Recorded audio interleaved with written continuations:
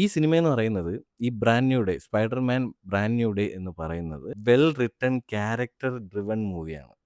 എനിക്ക് സത്യം പറഞ്ഞു കഴിഞ്ഞാൽ സാം റെയ്മി മൂവി ഉണ്ടല്ലോ, സ്പൈഡർമാൻ സാം റെയ്മിയുടെ 2, 3 എണ്ണം ഉണ്ടല്ലോ. അതിനകത്ത് എനിക്ക് ഫസ്റ്റ് 2 എണ്ണമാണ് ഇഷ്ടപ്പെട്ടത്. സ്പൈഡർമാൻ 1ഉം സ്പൈഡർമാൻ 2ഉം.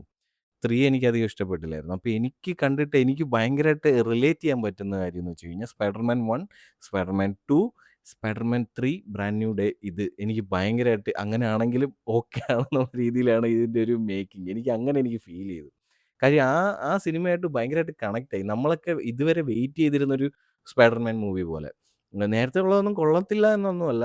പക്ഷെ അത് വേറൊരു എൻറ്റയർലി ഒരു എന്താ പറയാ ഒരു ഒരു ഒരു ഒരു യങ് ആയിട്ടുള്ളൊരു ഒരു സ്പൈഡർമാൻ്റെ ഇതാണ് കാണിച്ചിരിക്കുന്നത്. ഇപ്പോ നിങ്ങൾക്ക് ആനിമേറ്റഡ് സീരീസൊക്കെ കാണുമ്പോൾ മനസ്സിലാവും.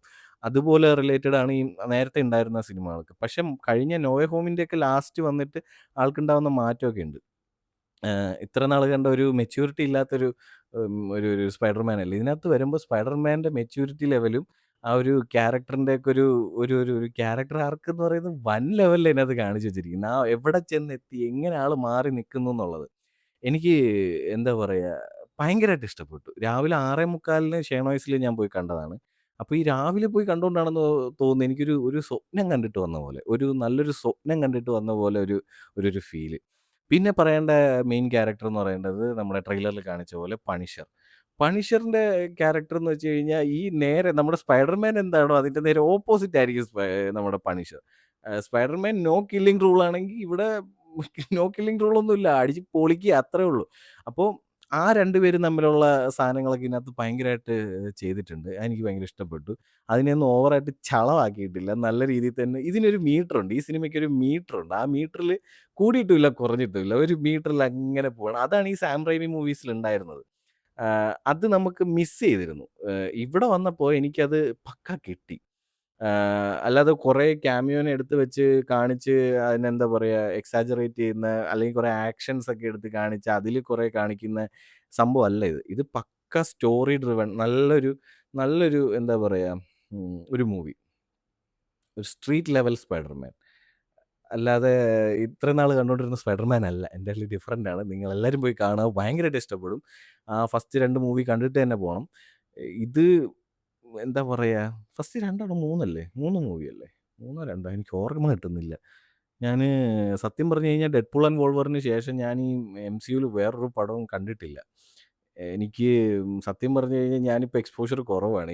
ഈ പടം കാണാൻ പോയത് തന്നെ പണിഷർ എന്ന് പറയുന്ന ഒരു ക്യാരക്ടർ ഉള്ളതുകൊണ്ട് ഞാനൊക്കെ എനിക്ക് ഭയങ്കര ഇഷ്ടമുള്ളൊരു സീരീസായിരുന്നു ഈ പണിഷർ. ലാസ്റ്റ് ഒരു മൂവി ഇറക്കിയായിരുന്നു. എന്ന് വെച്ചാൽ ലാസ്റ്റ് എപ്പിസോഡ് പോലെ ഇറക്കിയതാണ്. നല്ല മൂവിയായിരുന്നു അത്. അപ്പൊ അതിന്റെ എനിക്ക് അതുകൊണ്ട് പണിഷർ എന്ന് പറയുന്ന ഒരു ക്യാരക്ടർ ഇഷ്ടമുള്ളതുകൊണ്ട് എനിക്ക് ഇത് പോയതാണ്. എനിക്ക് സത്യം പറഞ്ഞു കഴിഞ്ഞാൽ ഈ ടോം ഹോളണ്ടിന്റെ സ്പൈഡർമാൻ എന്ന് പറഞ്ഞാൽ വലിയ ഹൈപ്ഡ് ഒന്നും അല്ലായിരുന്നു. പക്ഷെ ഇത് കണ്ടു കഴിഞ്ഞപ്പോ സത്യം പറയാലോ, നമ്മളൊക്കെ കുറേ നാൾ മിസ് ചെയ്തിരുന്നൊരു പടമുണ്ടല്ലോ ഈ എംസിയുല്. അത് ഇതില് ഡെലിവർ ചെയ്യുന്നുണ്ട്. ഒരു ഒരു ഒരു ഒരു സംതൃപ്തി കിട്ടും ഈ സിനിമ കണ്ടിറങ്ങുമ്പോ. പിന്നെ ഹൾക്കിന്റെയൊക്കെ ക്യാരക്ടർ ഞാന് വിചാരിച്ചു ചുമ്മാ കുത്തിക്കേറ്റുന്നതായിരിക്കും. പക്ഷെ അല്ല, അതിനൊക്കെ കാരണങ്ങളുണ്ട്. ഹൾക്കിന്റെ ക്യാരക്ടർ വരുന്നതും ആ ക്യാരക്ടറിന് കൊടുത്തിരിക്കുന്ന ഇമ്പോർട്ടൻസും ഒക്കെ നല്ല രീതിയില് ചെയ്തിട്ടുണ്ട്. അല്ലാതെ നമ്മൾ വിചാരിക്കും കുറേ ആക്ഷൻ കാണിക്കാനാണ്, ആക്ഷൻ മാത്രമാണ് മെയിൻ എന്ന് വിചാരിച്ചോണ്ടിരിക്കും. അങ്ങനെയൊന്നും അല്ല.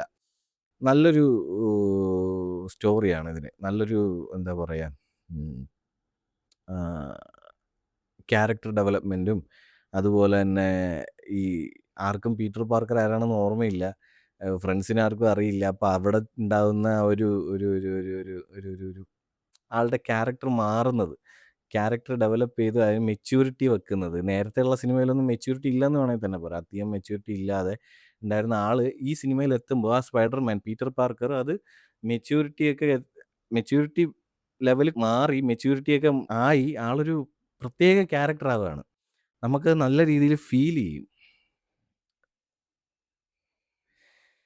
എനിവേ, ഇതിനെപ്പറ്റി എനിക്ക് വേറെന്താ ഇനി പറയാനുള്ളത്? ബ്രാൻഡ് ന്യൂ ഡേ എല്ലാരും പോയി കാണുക. ഇതിനകത്ത് അധികം ഞാനൊന്നും പറഞ്ഞിനി നീട്ടുന്നില്ല. എല്ലാരും പോയി കണ്ടു നോക്കുക. എല്ലാർക്കും ഇഷ്ടപ്പെടും. നമ്മളൊക്കെ ഇത്ര നാള് വെയിറ്റ് ചെയ്തിരുന്ന ഒരു സ്പൈഡർമാൻ മൂവി. അല്ലാതെ ഇത്ര നാളുള്ള എംസിയു മൂവിയിലുള്ള കാര്യങ്ങളൊന്നും അല്ല. അതിനകത്ത് അതേപോലെ അല്ല ഇതെടുത്തിരിക്കുന്നത്. പക്കാ ഞാൻ പറഞ്ഞില്ലേ ക്യാരക്ടർ ഡ്രിവൺ ആണ് മൂവി.